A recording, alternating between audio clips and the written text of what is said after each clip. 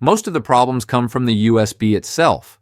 For the Dashcam and Sentry mode to work, Tesla needs a fast USB or SSD with at least 64 GB of space, a decent write speed, minimum 4 Mbps, and the Tesla Cam folder in the root directory.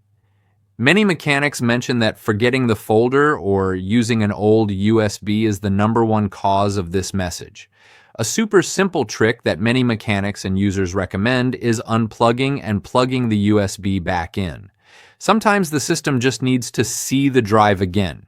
But if this works and the error comes back later, your USB is probably failing or not fast enough for the amount of data the Dashcam constantly records. Another important step is properly formatting the USB, either from the Tesla by doing the following. First, select Controls, then Safety and Security, then Format USB, or from a computer using FAT32 or exFAT and creating the Tesla Cam folder in the root directory. This often fixes the problem, especially if the USB was corrupted or had some weird file that confused the system.